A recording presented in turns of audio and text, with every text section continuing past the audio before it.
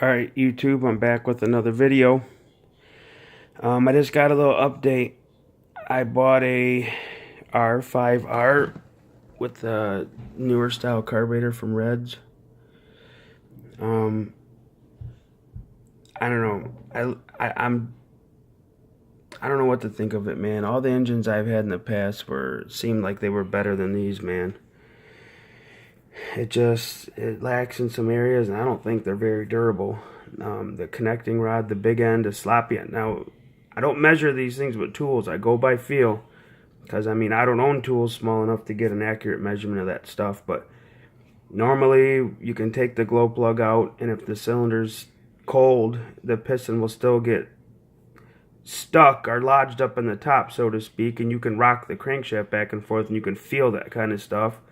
And based on what you know and years experience, you can tell that it's good, it's getting bad, etc. So I did that, and it's loose. Now this is the motor that was in there that we were doing the little experiment with the speed blend fuel and how many gallons we can go, yada. So this thing, when I took it out of there, man, dude, this thing's ripping. It's probably one of the best motors I've ever had.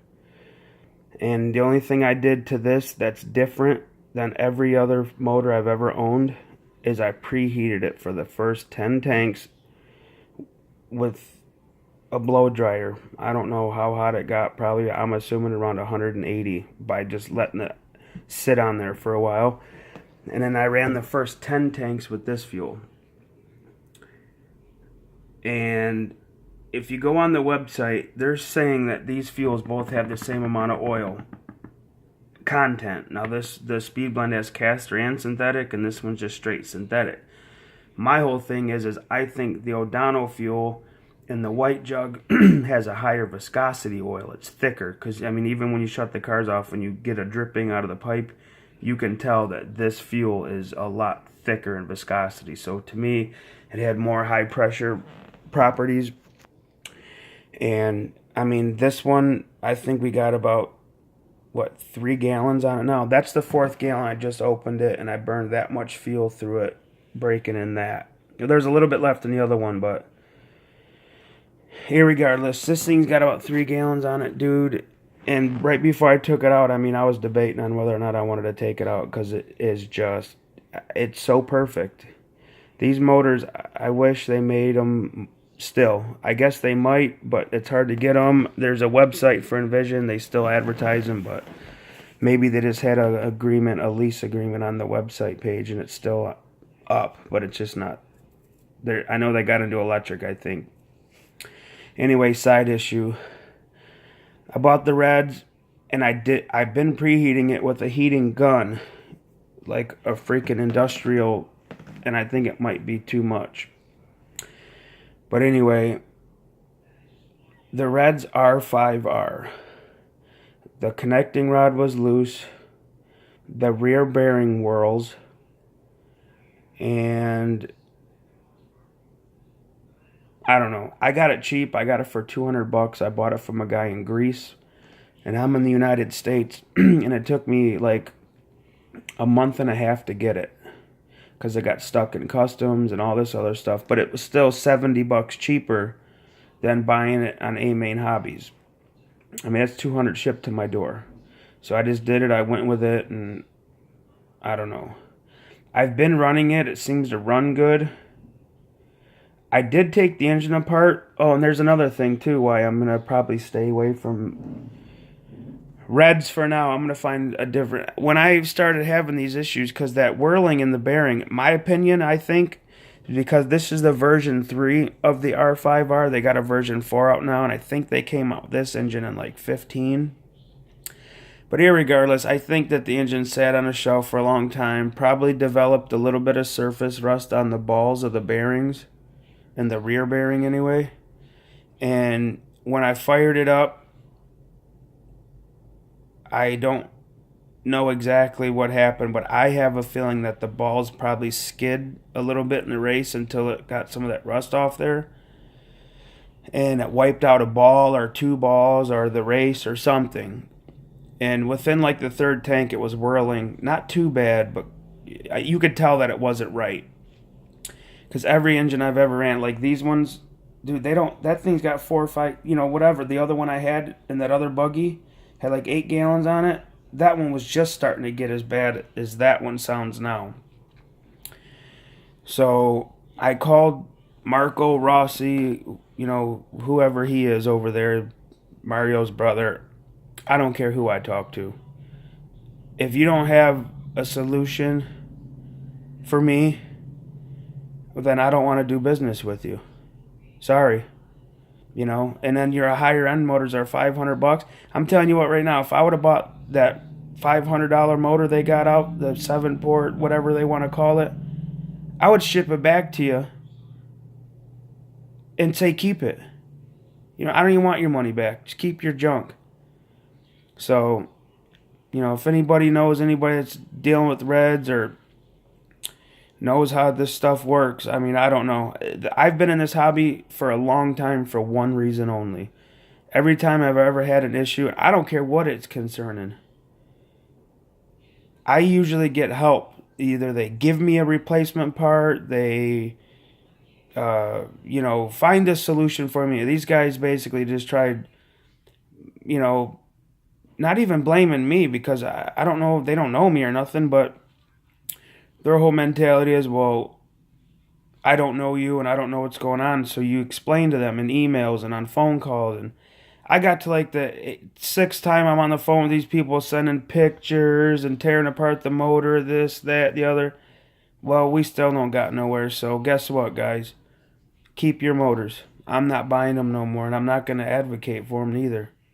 I thought they were cool based on what I've seen online and some of the research I've done. And dude, they're just an off-brand Pico, and I never liked Picos anyway.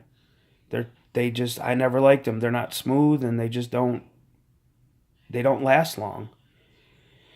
So I'm trying to find an alternative to this. I know these were LM, manufactured by LM in their factories, and I know that they're a takeoff of the Orion.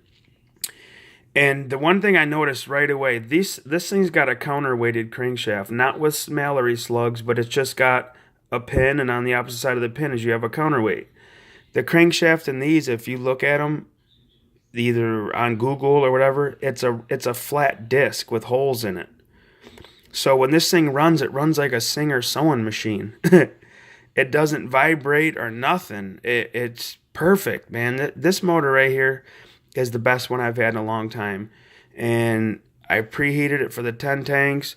I ran the first 10 tanks with that fuel. Then I switched over to that afterwards. And I could not be happier. I guarantee you, for every engine I ever owned from here on out, as long as I'll be an RC, I'm doing that procedure. I've never had them just be so perfect all the way through the whole deal. This one was kind of finicky. These Pico carburetors, I never liked them. They're always finicky. Every motor I've ever bought from Pico or anything associated with Pico, it's always been temperamental. And they always just have a high RPM band, and the bottom and the middle is hard to find, and I don't like them. I'll never buy another Reds engine again, just based on the quality, because this block is the same block as all the other ones. So, whatever, man. I'm sure there's some people out there that are diehard Reds guys. Best of luck to you, my friend. So, guys, that's an update. I just want to do something. I've been running this pipe, and this RE12 is apparently a clone to the 9901. Dude, the 9901 pipe is my favorite. I can put it on lots of different engines, and I like it. I ran this pipe in there a couple of times, the 9853. Not really liking it. But I did order the Reds came out with a new pipe called the 2143, and I think it's similar to the 9901 from the standpoint of it has a good bottom and mid-range. That's where I like my engines, because you can tune for the top end. You can adjust your high-speed needle. I always use my pipe and manifold combination to suit my driving style. I don't care about how much power the engine makes at what RPMs. That is irregardless to me, because they can all do the same thing if you got the right combination of glow plug, clutch, and then you can fine tune that end. I like to get the driving characteristics I want out of the pipe and exhaust combination, exhaust manifold. So we're gonna see. That other pipe looks a little bit better. I might like it. I might, try to use that on some of my other engines, but I don't know. I'm disappointed in this whole deal. I'm not gonna buy another one again. I'm not gonna deal with Reds or Pico. I bought two Picos before. I bought the Boost 21, the Boost 28, and now this, and they were all the same. So it is what it is, guys. But that's the update. It does run good though. I mean, I'm not gonna say that it doesn't run well, but I was talking about the crankshaft design. That thing vibrates like crazy, dude. I mean, I was running it, and everything on the springs on the shocks shake, the springs on the manifold shake. I mean, the whole throttle linkage is shaking, and dude, I'm not into all that. I mean, that's just a rough running car, and it just vibrates the shit out of your servos and everything else, and ain't gonna cut it. I'm gonna have to go probably with another Orient or something, because I liked different things about different stuff, and I'm really trying to go off. I'm gonna tell you the main reason why I bought this engine is because you can go on A-Main Hobbies and buy all the parts for them. That was the biggest reason why I've been held back at Nitro for so long, is because you buy a Nova Rossi whatever, and then you can't find a piston and sleeve for it. You can't find them. They don't sell them. You don't know. They got 20 different motors, the same sleeve port design. Excuse me, but I'm getting sick of it. So I figured I'd go with Reds. They're getting popular, and it just, when I have problems with products right off the giddy up that I feel is no fault of my own. I mean, it never started off perfect, so I'm done. I'm not even gonna deal with them. I spend way too much money on this shit to have to be worried about stuff like that. So what's gonna happen is I'm just gonna run this thing till it don't run no more and throw it in the garbage, and then stick with these ones. Which ones I got left? I got one left besides this one, and it's got like a half a gallon ran through it. I just broke it in a buggy chassis out in front of my house. So I got one of these with 8 gallons on it. The front bearing started leaking. Otherwise, it ran perfect, and I ran nothing but the white Jug O'Donnell. I got this one. It's got about 3 gallons on it, and I broke it in with that for 10 tanks, and then I started running that for the rest. And this thing has probably been one of the best ones I've ever had. The glow plugs are perfect. When I look at them, it's everything about this engine is perfect, guys. I don't know how else to explain it to you. I've never had one problem. It tunes perfect. Love it. So that's just an update. And I'm running the TS3 glow plug, which is the OSP3 plug. They say right on one of their websites or something that anything labeled TS on the Reds line is an OS plug. So I think for me it's a little bit hot. I probably would step it down to the other one they got. It's a 5 by Reds. But then again, I'm just going to run these because I can find them at the local hobby shop. You know what I mean? So I would probably run one step cooler head because it seems like it gets hot. But it could be because it's still new. I mean, it's kind of loose, but it's still really tight at the top. But I broke that motor in with just this the whole time. And I don't know if that was a great idea or not either. But I doubt it. I doubt that had anything to do with this engine. But I broke it in on the speed blend, and we'll see what happens. Alright, guys. Well, I mean, like I said, if you got any questions or comments or whatever. Oh, another thing is, too, I remember last spring I went through this buggy and I put a whole bunch of money into it. Not even really a lot. I just put all brand new bearings in it. Well, things are starting to get wore out on it, and I'm trying to find a good deal on a Losi 8 4.0, and then we'll just transfer all the electronics over to it.